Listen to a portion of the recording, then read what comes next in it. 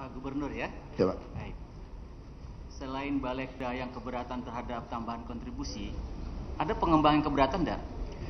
Kalau saya ketemu pengembang Pak ya, nggak ada yang pernah ngomong keberatan Pak. Saya ketemu berapa kali saudara Arisman, Iya. maupun ketemu bosnya Pak Trihatma, nggak ada yang keberatan. Malahan Podomoro ini yang sudah bayar Pak, udah bangun Pak. Kalau keberatan berarti tidak ada alasan dong ya, tidak dimasukkan ke Perda mestinya. Makanya saya juga kaget gitu. Kalau mereka keberatan, harusnya dia tidak mau menyumbang kami. Ada enggak laporan dari Pak Suni itu?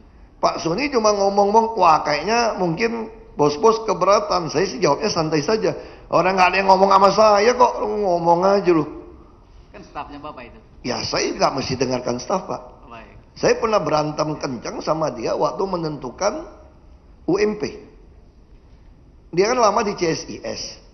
Pak Sofian Wanandi masih Aprindo waktu itu.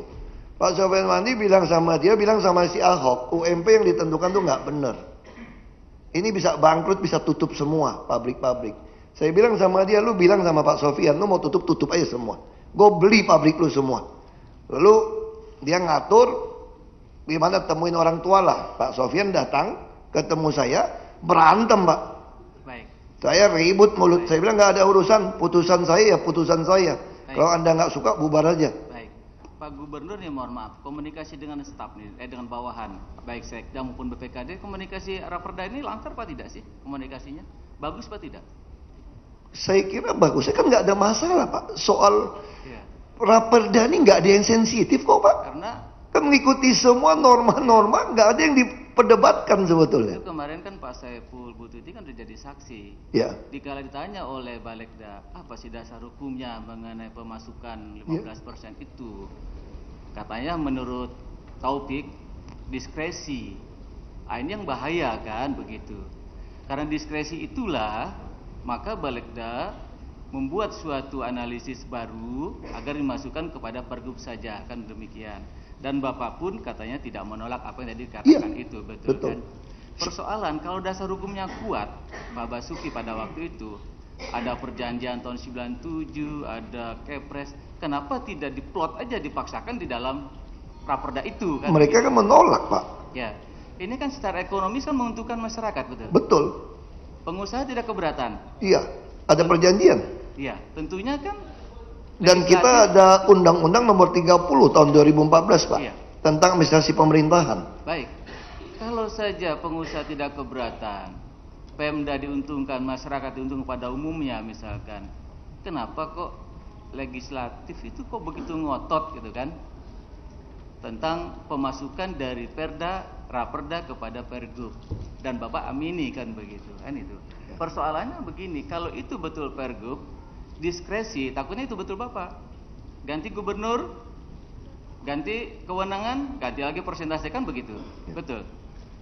Yang Bapak ketahui Raperda Saya berapa ketahui tahun gini umurnya? Pak. Saya yakin kalau sudah sempat saya pergubkan Pak, dia nggak bisa ubah Pak. Karena kalau ubah pasti diaudit BPK BPKP ketahuan. Kenapa gubernur yang lama sama seperti kasus ini kan Pak? Dasarnya apa? Ini kan bukan diskresi lagi Pak. Ini kan ada dasar perjanjian 97. Baik. Kalau Raperda sendiri, kalau apabila nanti diperdakan itu untuk berapa puluh tahun? Raperda bisa saja tahun depan berubah, tapi rubahnya kan susah Pak. Seluruh anggota DPRD mayoritas ditambah gubernur. Maksudnya kan tidak begitu. Apabila nanti Pergub itu diatur dalam satu pasal, di dalam Perda kan itu bermasalah. Artinya kalau Perda itu tidak berlaku, otomatis gubernur pun kan Pergub kan tidak berlaku. Kalau memang satu pasal diatur tentang itu kan begitu. Sepengetahuan saya tidak Artinya seperti itu berarti Pak. kan di sini Perda itu kan bisa dikatakan fleksibel. Kapan siapa pemimpinnya akan berubah sesuai dengan kebijakan. Tidak demikian, tidak dipikirkan itu. Saya pikir tidak semudah itu Pak. Biasanya kalau di audit BPK, BPKP, kalau sudah ada angka, Iya betul. kalau dirubah angkanya lebih kecil Pak, Iya. pasti temuan Pak. Kalau itu dalam Pergub, kira-kira apa bentuk Pergub itu tentang 15% itu? Kami mengeluarkan banyak pergub Pak, termasuk Apa perjanjian koefisien luas apa bangunan. begini? nanti dalam juknisnya apa di pergub itu bentuk perjanjian atau apa gitu pengaturannya nanti? Pengaturannya langsung 15% kali NJOP, Pak. Jadi setiap kali pengembang menjual tanahnya, Iya. tercatat di notaris, misalnya katakanlah dia menjual tanah 1000 meter persegi, Betul. seharga 20 juta, berarti 20 miliar. Maka kami langsung dapat nilai 3 miliar untuk bangunkan pompa dan sebagainya. Kontrolnya bagaimana? Pakai MAPI, Pak. Jadi ada masyarakat appraiser, Pak. Optim appraisal ya. Nah, jadi kami tidak nilainya berapa, itu pakai appraiser yang menilai. Misalnya contoh, misalnya Agung Podomoro, dia membangun jalan inspeksi. Dia ngaku-ngaku 100 miliar, mau serahkan kepada kami. Lalu pakai asosiasi appraiser, kan dari Menteri Keuangan, Pak, diukur. Ternyata ini barang cuma 60 miliar. Maka kami mencatat BAST, berita acara serah terima dari Agung Podomoro, hanya senilai 60 miliar, Pak.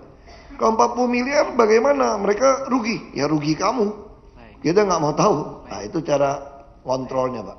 Baik. Terhadap tambahan kontribusi, apakah memang sebelum raperda itu sudah ada kontribusi dari pengembang? Apa bentuknya? Kita apa, sudah ada, Pak, rusun Di mana itu? di Danmogot dan Waduk Pluit. Diatur di mana nanti itu? Perjanjian, Pak. Makanya saya katakan waktu itu kan mereka kan agak keberatan. Kok ini belum jelas, kok kami sudah bayar dulu. Nah, saya bicara gini, kalian kan sepakat kasih 1 juta per meter. Sebelum kita formulakan rumus, memakai staf ahli. Mereka udah pernah tercetus dalam mulutnya, bagaimana kalau kami menjalankan kontribusi tambahan ini 1 juta rupiah per meter. Jadi mengacu aturan kemana perjanjian itu? Kan gini, Pak, Kan raperdanya belum Kepres, Pak. Kepres dan perjanjian.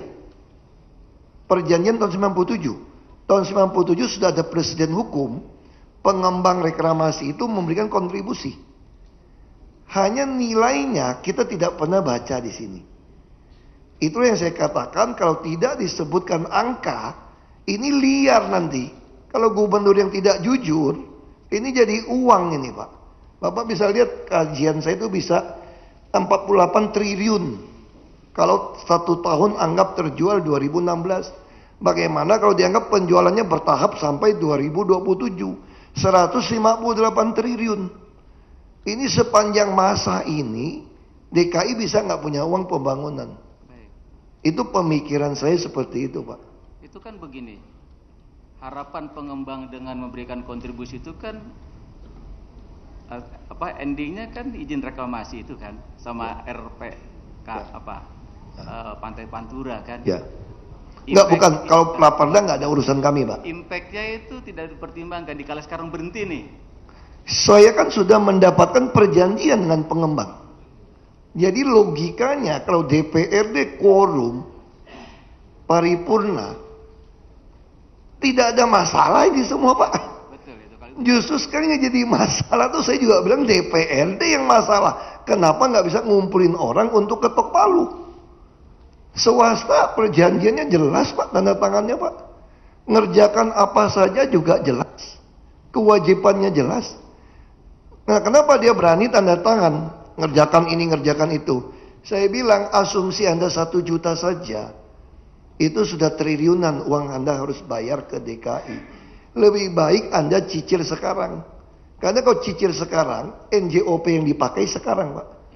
Kalau dicicilnya berikutnya, nanti Anda lebih mahal. Sama dengan kasus KLB. Kami model ini bukan cuma ini, Pak. Ada model pergub koefisien luas bangunan, Pak. Seperti kasus Semanggi. Baik. Itu Jepang juga sama dia Pak banyak. Arisman ini kan reklamasi Pulau G, betul?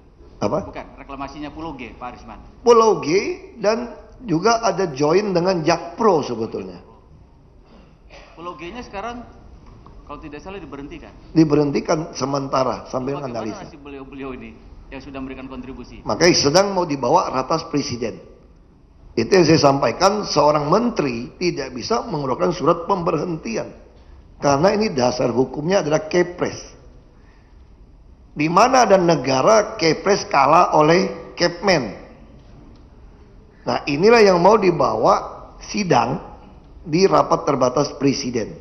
Jadi yang berhak mengatakan ini berhenti atau tidak berhenti adalah di tangan presiden. Bukan di tangan menteri yang diperintahkan untuk menganalisa. Ini Pak. Baik, terima kasih Pak Ahok. Terima kasih, Pak. Sebenarnya dari sisi pemerintah daerah juga sekarang sedang mencarikan jalan keluar, Pak. Ketika Raperda ini tidak bisa disahkan, sebenarnya ada Perda yang tahun 1995 untuk menjadi dasar reklamasi ini diteruskan dari sisi pembangunan.